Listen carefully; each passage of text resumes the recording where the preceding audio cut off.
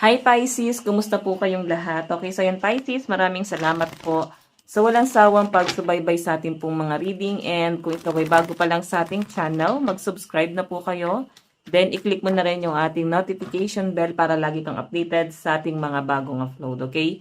So guys, sa mga interested naman sa private reading, ayan, nasa description box below lang po yung link ng Facebook ko. Nagpalit na rin po ako ng pangalan kasi na-report din yung ating Facebook page at saka yung FB. So, gumawa din ako ng bago, guys. Kasi baka may naghahanap sa akin dito, hindi nyo mahanap. Ayan, i-announce ko na sa inyo, guys. Hindi ko alam kung paano ko i-announce sa inyo, pero alam ko pinost ko yan. Okay, so by the way, tignan natin. Pwede rin naman, guys, sa WhatsApp nyo kontakin sa mga interested po sa private reading. Okay, tignan natin, Pisces.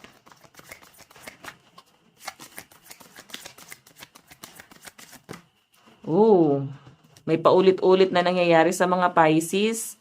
Actually, nagkakaroon ka ng parang insecurity, sama ng loob. May bagay kasi na parang paulit-ulit ka nilalagay dyan, hindi ka makaalis. Then, parang nahihiya yung mga Pisces or napapahiya. Ganon po yung nakikita ko dyan.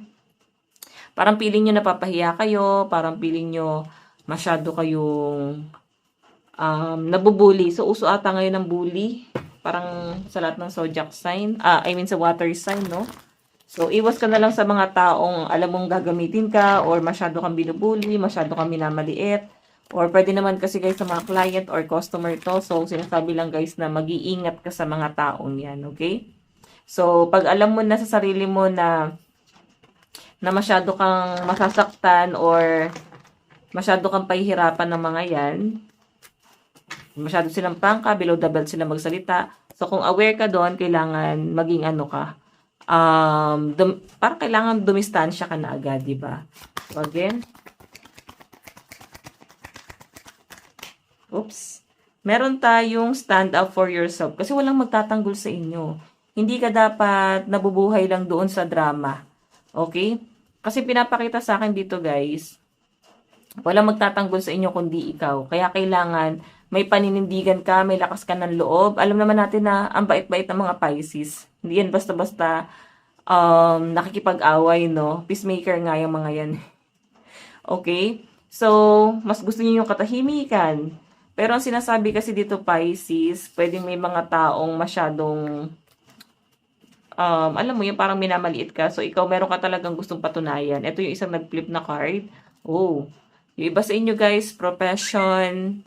So, I think, may mga tao dito na parang gusto mag-aral ulit.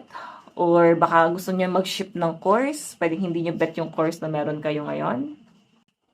So, I think yung iba sa inyo baka nabubuli ka sa course mo or isa yun sa frustration mo na ayaw mo niyan or gusto mo lumipat ng school. Okay? Or pwedeng napakalayo ng profession mo ngayon sa career mo, sa course mo. Pero ganun talaga ang buhay, guys. Yun ang realidad. Kung ano yung tinapos mo, hindi talaga yan yung magiging, hindi talaga yan yung, madalas, no? Madalas, iba yung nakukuhang profession, lalo na dito sa Pilipinas. Pero yung iba, yes, madalas naman nakukuha, no? Depende sa sitwasyon. So again, Pisces, meron tayong let's be crazy. So may energy ang mga Pisces na nakakatuwa. So pwedeng may energy ka ngayong week na to na masaya ka. Parang mafe-feel mo na parang ang saya-saya mo ngayon. Hindi mo alam kung saan mo nahuhugot itong saya na to. Basta parang nag-e-enjoy ka lang, nagre-relax ka lang. May energy yung mga Pisces na parang, basta parang medyo, parang dopamine. Oo. Parang something na may nagpapasaya sa inyo. May nagpapa-inspire ba sa mga Pisces? Okay? Or meron kayong sinusubaybayan na pwede nagpapasaya sa inyo. So, by the way, meron tayong do not push me. So, may nagpe-pressure sa inyo. Nakikita ko guys, possible partner mo. May nagpo-push sa'yo na parang ito yung gawin mo, dapat ganti gagawin mo. Masyado ka guys, minamostrahan. Masyado kang dinidiktahan sa kung ano yung dapat mong gawin. Okay? So, yung iba naman sa inyo guys, pwedeng sa career mo to. Basta malapit lang sa inyo guys, no? Medyo nakakasama ng loob. Parang ganun yung dating sa akin. Yung overall energy mo ngayong week na to guys, medyo masama yung loob mo kasi pinipilit ka sa mga bagay mo, mga bagay na hindi mo gustong gawin. Parang ganon.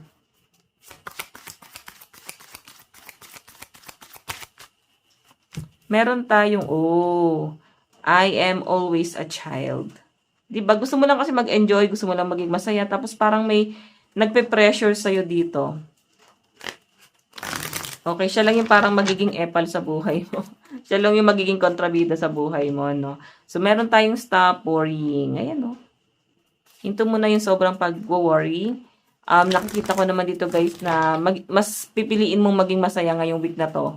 Okay? So, again, kung may mga nambubuli sa inyo, sabi nga dito, kung di mo kaya ipagtanggol yung sarili mo, iwasan mo na lang. Kasi hindi na sila makakabuti sa sistema mo.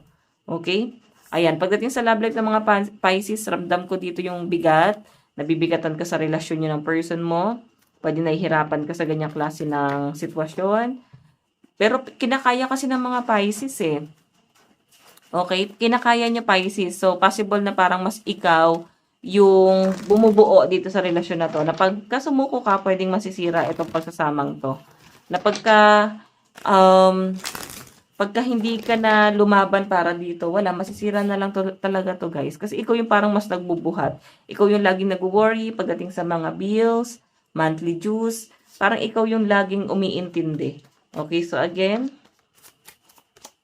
sa love life mo, the Emperor, Pisces. Medyo... So, ito naman kasi, guys, yung Emperor, ano to eh,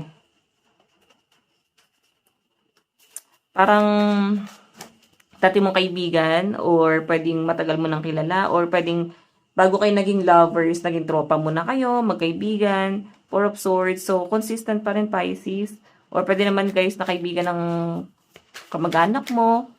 Mas something ganun. Ganun lang siguro kayo nagkakilala. So, Emperor medyo ano siya guys, controlling. May mga nakakainis na ginagawa tong person na to na pwedeng napipilitan ka na lang talaga din sa pagsasama na to. Kumbaga parang sacrifice para sa inyo. Okay? Four of Swords wedding to guys. So, may mga kinasal na ata dito. The Chariot. Ayan, ang bilis ng mga pangyayari. Mabilis siyang dumating sa buhay nyo. Ang bilis nang nangyari. Parang hindi mo malang na-enjoy yung buhay mo. Parang aga niyang kinuha yung kabataan mo. Okay, so by the way, or kung may edad-edad ka na ngayon, pwedeng ang bilis niyang dumating sa buhay nyo, tapos gusto niya agad, magsama na kayo agad. Ganon yung ganon siya ka-selfish. Kasi hindi ka man lang niya tinanong, o hindi ka man lang niya binigyan ng karapatan, kung gusto mo ba ng ganito, kasi siya yung nagdesisyon agad eh. Advice, think it through. So, may mga bagay na yan, may kaya ka pa namang baguhin sa kasalukuyan. So, may mga bagay dito na kaya mo pang pag-isipan. Okay? So, by the way, Pisces, ito lang pong inyong reading. Maraming salamat po. God bless and love you all. Bye-bye!